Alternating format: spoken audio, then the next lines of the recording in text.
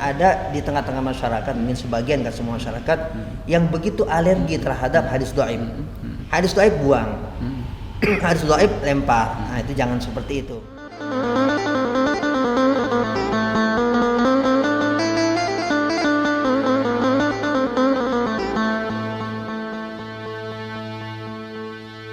Bismillahirrahmanirrahim. Assalamualaikum warahmatullahi wabarakatuh. Jamaah Islamic Center yang berbahagia.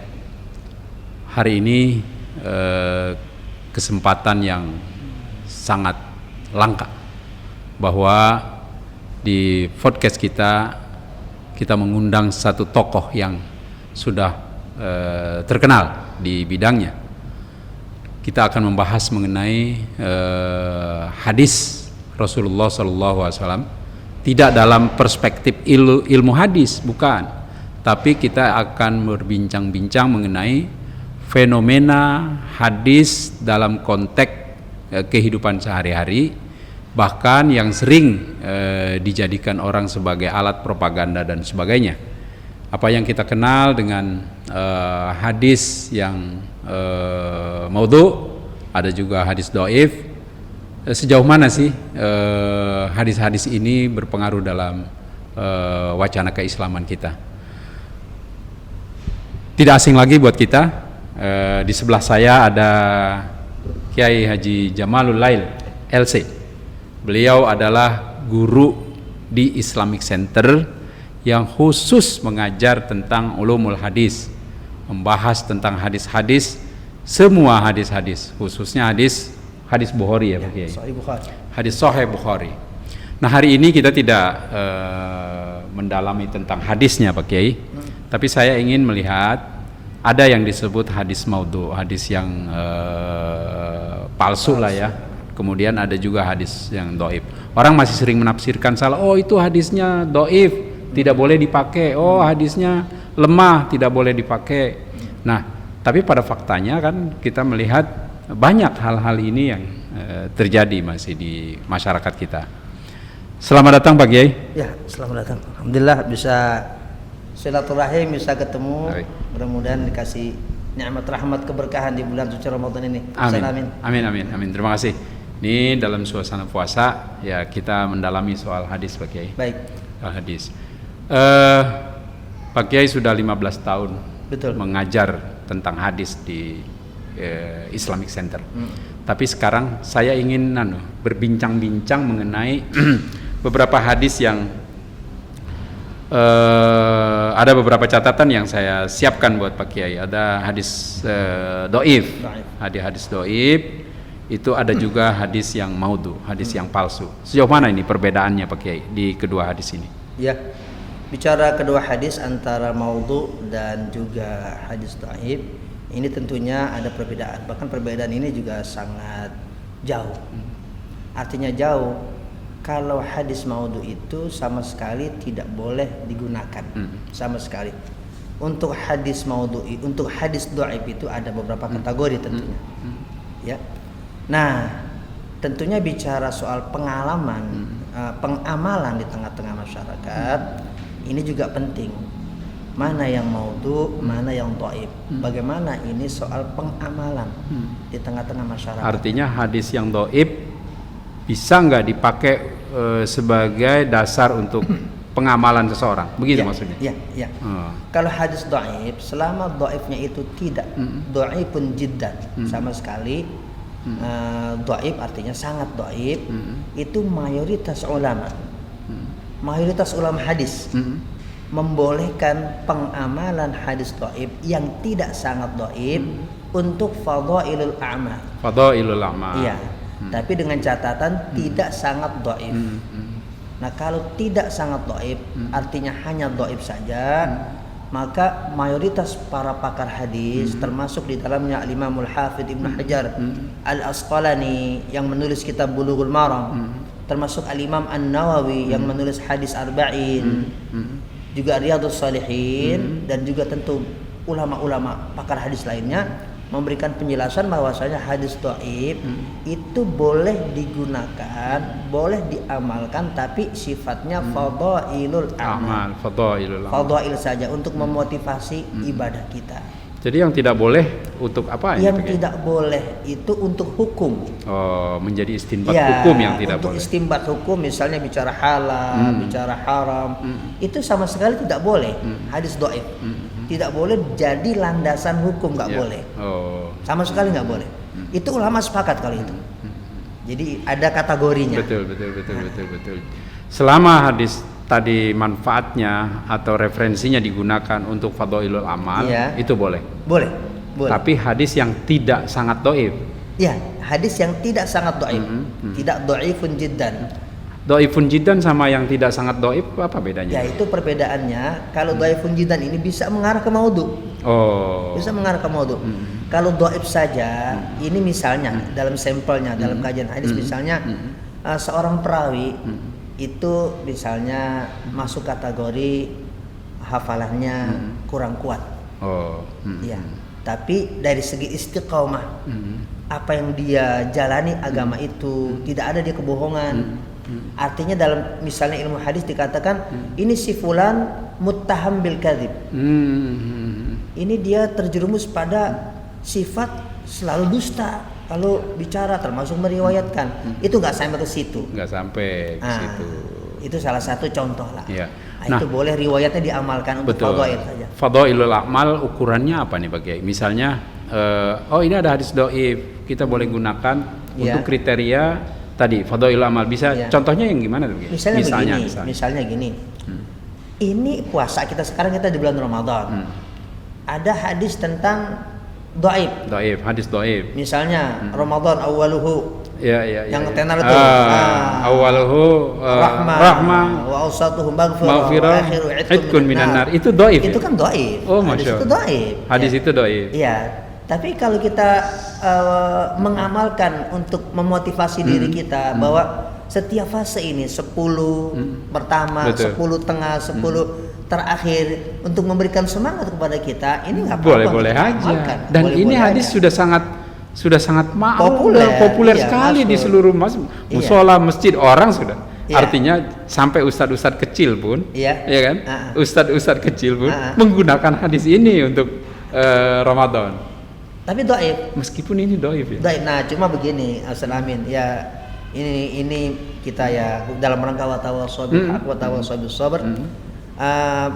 Kita semua termasuk para asatidz, para masyayikh, para ulama.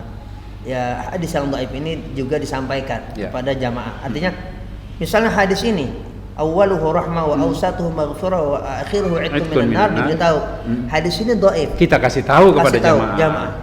Karena selama ini mungkin tidak diberitahu. Betul. Nah, sekarang mungkin adalah kita memberikan pencerahan kepada umat bahwa kita beritahu hadis ini dhaif. Hanya boleh diamalkan karena ini masuk kategori fadhail.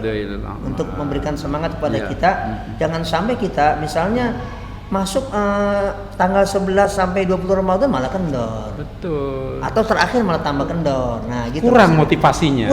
Bisa jadi dengan hadis ini dia lebih termotivasi. Iya. Nah, dan yang begitu boleh-boleh aja. Boleh-boleh aja. Cuman kan sayang begini Pak Kiai. Kalau saya lihat nih, sekarang ini kan orang sudah sangat terbuka ya. Baik.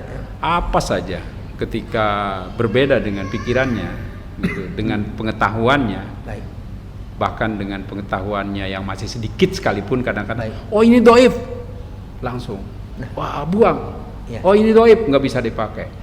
Meskipun dalam kategori tadi yang seperti Pak Kiai bilang fadhailul amal, jangan dipakai sama sekali. Nah, ada juga saudara-saudara kita yang masih ekstrim berpikirnya gini. Betul. Ini gimana begini? Nah, ini mungkin banyak hal ya, mungkin tadi harus ada lagi pencerahan di tengah-tengah umat, penjelasan tentang hadis dhaif. Jadi jangan ekstrim. Atau saya katakan ada di tengah-tengah masyarakat, mungkin sebagian, kan semua masyarakat yang begitu alergi terhadap hadis dhaif. Hadis dhaif buang. Hadis dhaif lempar. Nah, itu jangan seperti itu. Tapi ada juga yang asal.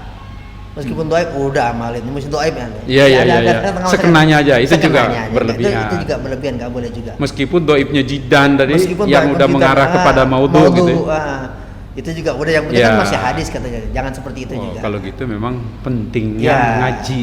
Pentingnya ngaji sebagai Pentingnya sebagai ngaji. mizan, timbangan, Iya, parameter betul. kita, pijakan Pentingnya kita. itu ngaji. Latar belakangnya apa sih Pak Kiai? Sampai muncul ada orang yang iseng-iseng kok bikin hadis yang Iya. maudhu begitu ya. Iya. Kalau hadis yang doib mungkin silsilahnya karena ada yang cacat perawinya, Iya. ada yang sedikit lah melakukan Iya. kekeliruan gitu ya, kurang diterima oleh ulama yang lain. Iya. Tapi kalau yang maudhu ini kan namanya hadis karangan. Karangan. Apa sih latar belakangnya sampai gini? Pak? Ya memang begini, di awal-awal Islam itu memang tentu ada pihak-pihak yang membenci Islam. Oh. Nah, kemudian mereka Lawan-lawan Islam lah. lawan-lawan Islam, para pembenci Islam, Islamofobi.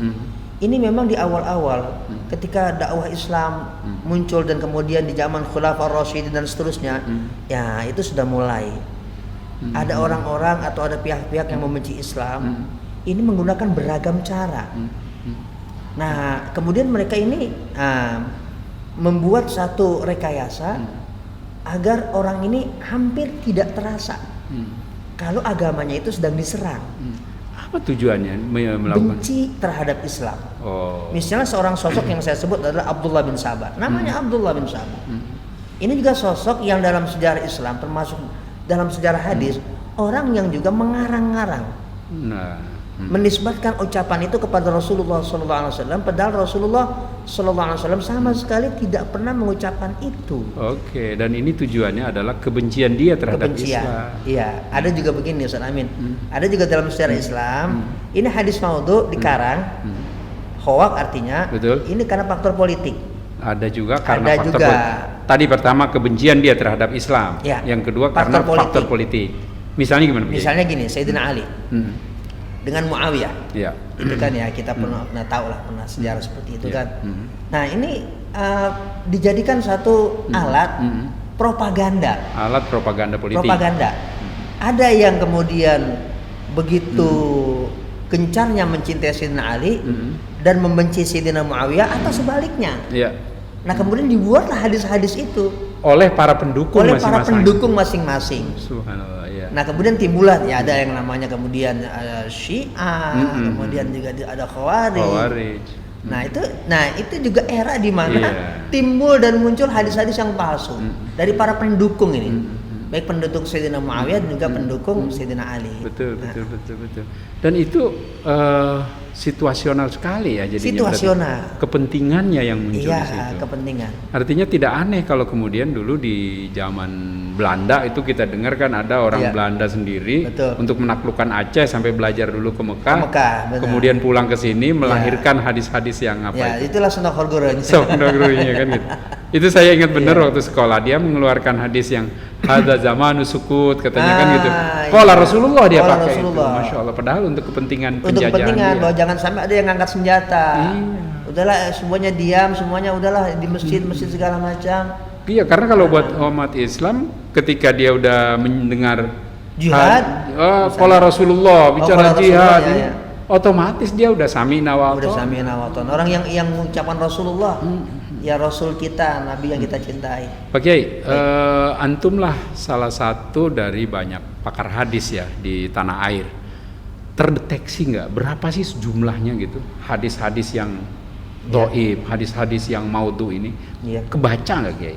Kira-kira? Kalau bicara terdeteksi dalam pengertian berapa jumlahnya itu memang tidak pernah ada himpunan Tidak itu. ada.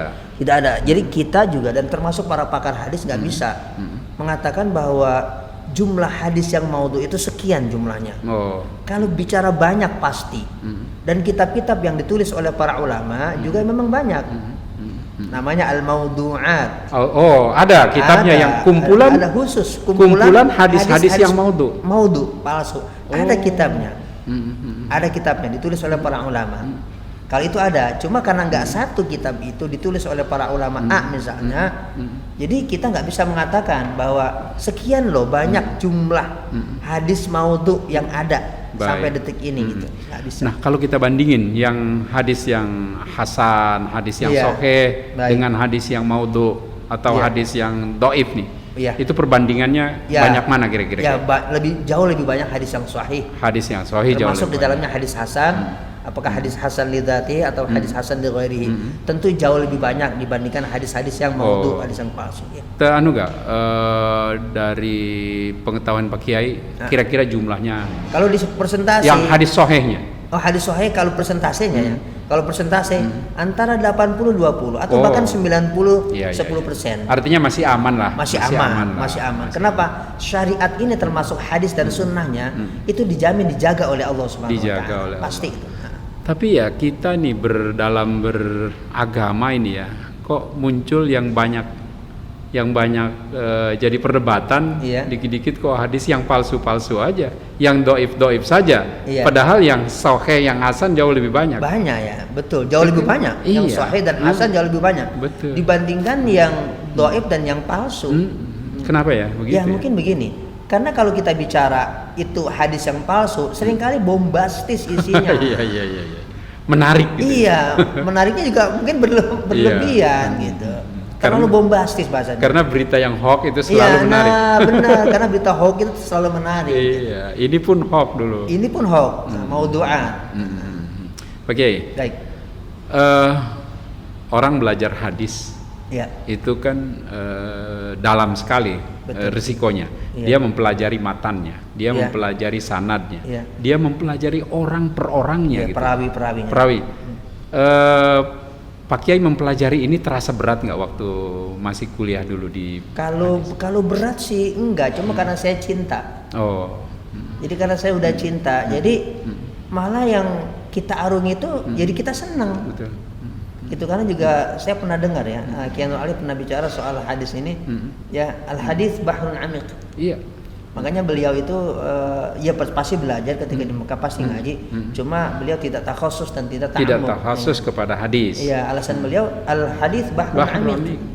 Itu saya dengar dari Al-Maghfurlah Kiai Haji Nur Anwar. Iya, anaknya itu. Iya, putra Kiai Nur Ali yang bilang dengan itu insyaallah sahih itu. Sahih, karena itu langsung. Iya, langsung dari anaknya. Dan dia yang paling dekat dengan Al-Maghfurlah Kiai Nur Ali. Untuk ngobrol dengan saya karena beliau tahu Kiai Nur Anwar bidang hadis, sempat begitu dulu Kiai Nur Ali pernah bilang al hadis bahrun amiq.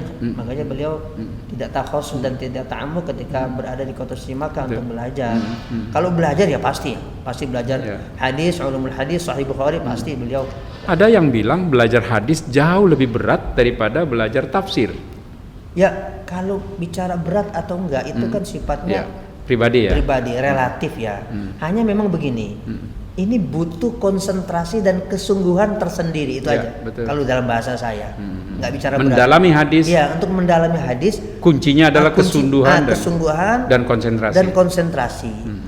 Itu aja sebenarnya.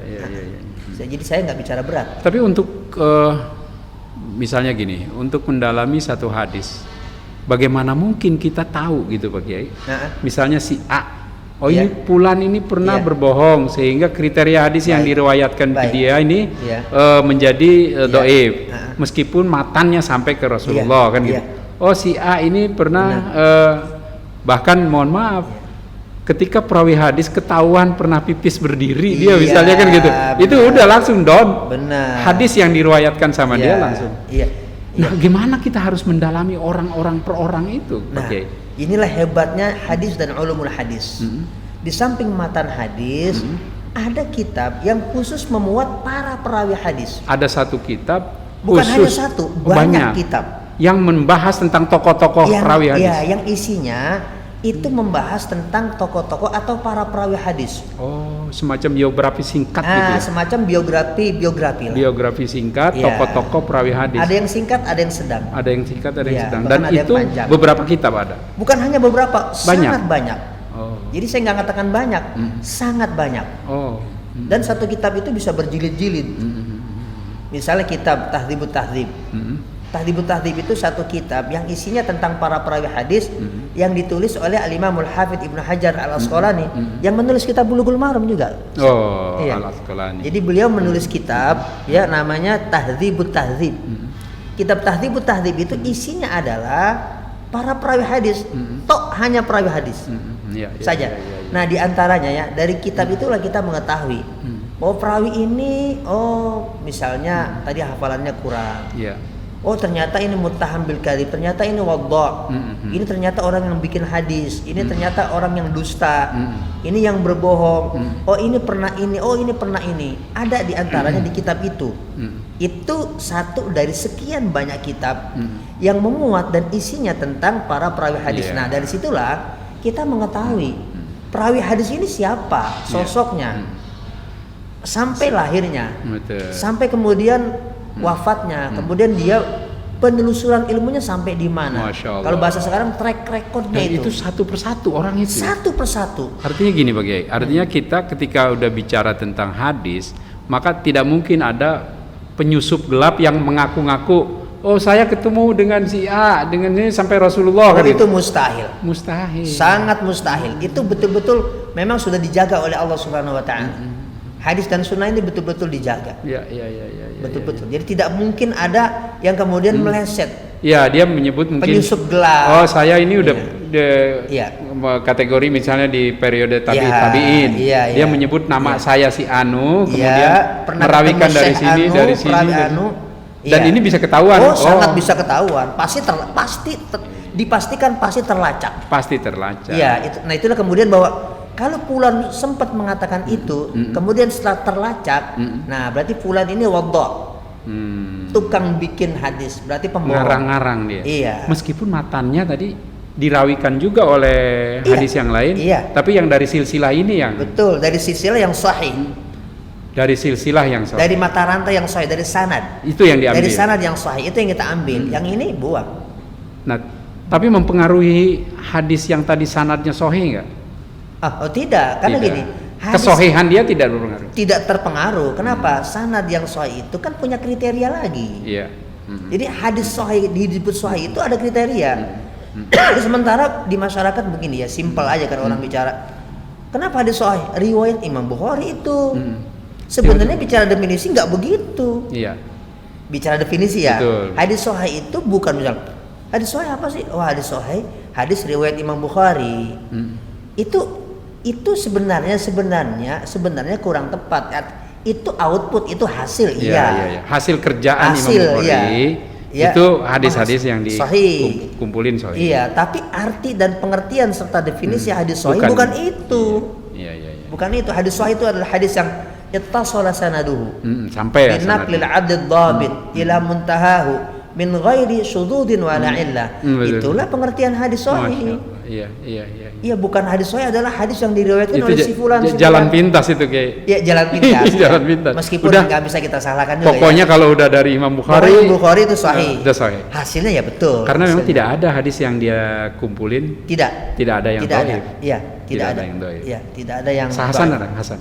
Begini, kalau kita bicara hasan atau di luar sahih, itu memang ada 1-2 hadis yang kemudian dibahas oleh para ulama. Yang masuk juga ke dalam kumpulannya. Yang diperdebatkan. Saya nggak mengatakan dhaif ya, atau hasan.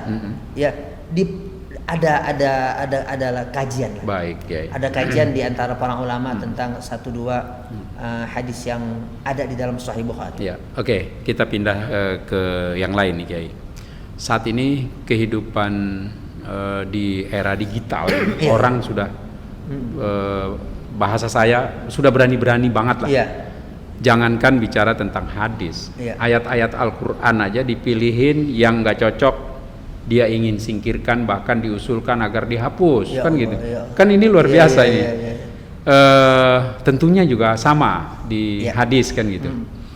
Di hadis juga akan berbenturan dengan hal-hal yang begini. Ini mempertahankan gitu loh, Pak. Mempertahankan selain kemurnian silsilahnya tadi. Baik.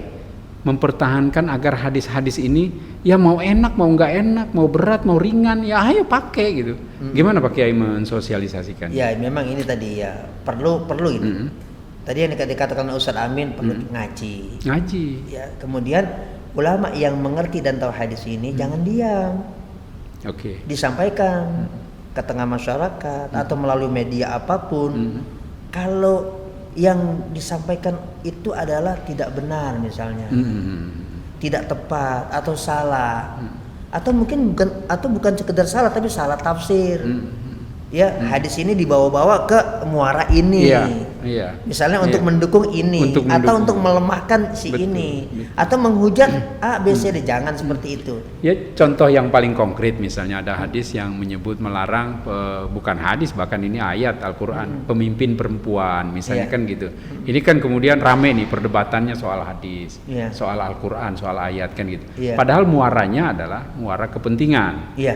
Gitu. Kepentingan dia mau mensukseskan si calon lurahnya atau Iya. calon pemimpinnya RT-nya yang lah perempuan gitu. apa gitu. Iya, iya. Begitu juga sebaliknya, ketika ada ayat-ayat Al-Qur'an yang bersinggungan dengan kepentingan kekuasaannya.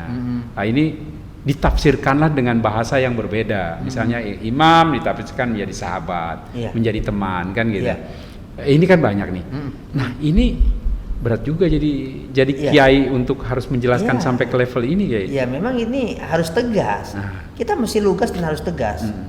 Untuk urusan seperti ini ya tidak boleh kita berbasa-basi. Harus Sampaikan kita apa adanya. Sampaikan apa adanya, gitu.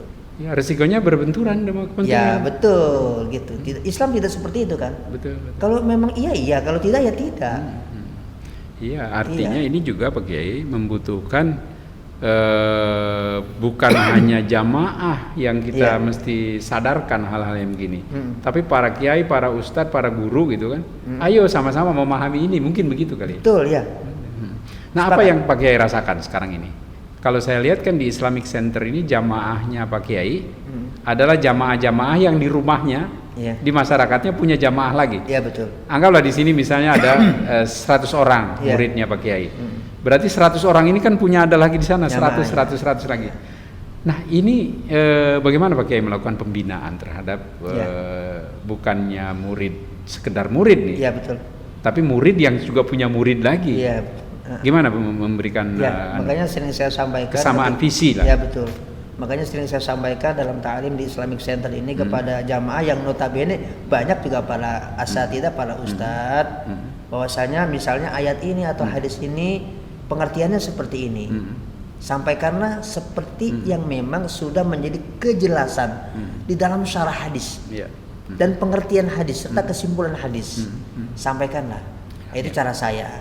Juga saya punya cara hadir juga di majelis taklim tempat ustadz itu mengajar. Jadi saya juga ada namanya keliling. Iya. Oh, ada Ada. Kalau dulu dibilang sorogan gitu atau gimana sih? Bukan sorogan. Bukan. Jadi saya tuh Keliling. keliling untuk menghadiri sekaligus melihat dan memantau majelis taklim di mana para ustadz ini mengisi. Yes. Oh gitu. Itu rutin saya lakukan dalam setahun sampai menjelang Iya, iya, iya. Ramadan. Artinya di majelis-majelis taklim yang Iya, dibina betul. oleh murid antum tuh. Betul, iya. Nah, sekali-sekali datangin. Iya, Oh, sebagai ajang silaturahim. Iya, terhormat, merasa terhormat juga itu muridnya berarti kan. Ya, itu Bersama jamaahnya bisa dilongok. bisa seperti itu juga. Istilahnya Dilongok. engkongnya ngelongok cucunya nih. Engkongnya ngelongok cucunya. Iya. Subhanallah. Kan menjalin keakraban Iya, dengan iya. para jamaah gitu. Nah, Pak Kiai, tadi Pak Kiai menyebut kalau kita cinta Iya. sama sesuatu tidak Iya. ada yang berat. Tidak ada yang berat, betul Ustaz Amin. Kalau kita senang tidak ada yang sulit. Kan Betul. gitu. Pak Kiai mengambil jalan mencintai bidang yang menurut orang lain sulit. Iya. Bagaimana latar belakangnya dulu sampai boleh dibilang jatuh pilihannya kepada bidang ulumul hadis. Ya memang itu lama sekali ya. Udah puluhan tahun lah. Inilah pentingnya guru sama kita. Jadi guru kita ini ada yang mendorong kita zaman lahir. Kamu tuh harus mendalami ini. Iya, iya. Kamu tuh harus bergelut di bidang ini. Karena ini bidang yang langka. Tapi sangat bermanfaat di tengah-tengah masyarakat. Makanya saya ambillah bidang ini. Dan memang saya cinta gitu. Jadi Iya. guru itu melihat Iya, karena saya begitu iya, cinta, akhirnya saya didorong, dimotivasi bagaimana bisa bergelut di dalam bidang hadis ini. Dan ternyata memang ya sangat bermanfaat di masyarakat. Ya sampai sekarang ini alhamdulillah Amin. bersyukur kepada Allah. Ini lewat Islamic Center Ustaz. Siap, iya. Alhamdulillah. Jadi Islamic Center ini sangat bermanfaat Hmm. buat saya. Jadi Islamic Center lah yang membawa diri saya sehingga bermanfaat di tengah-tengah masyarakat, ya ilmu barokah. Kemudian tersampaikanlah ini Iya. pesan-pesan dalam hadis-hadis Rasulullah SAW di tengah-tengah masyarakat. Iya, Kalau iya. dalam bahasa agama ini Islamic Center Kota Bekasi ini bagi saya wasilah. Wasilah, alhamdulillah. Wasilah yang begitu Iya, utama, jadi iya, nggak bisa saya lupakan. Karena waktu itu Pak Kiai baru pulang ya dari Iya, Timur iya, Tengah. iya, baru sampai di sini lah. Artinya belum lama lah di Iya, tanah air, iya. langsung pengabdian itu Pengabdian itu melalui di di Islamic Iya. Center diminta dan langsung itu mengajar Sahih Bukhari. Sahih Bukhari. Sahih Bukhari. Sampai sekarang sudah Sudah 15 tahun. 15 tahun. Baik. Alhamdulillah. Baiklah jamaah Islamic Center yang berbahagia, bincang-bincang kami dengan Kiai tentang hadis dan problematika hadis.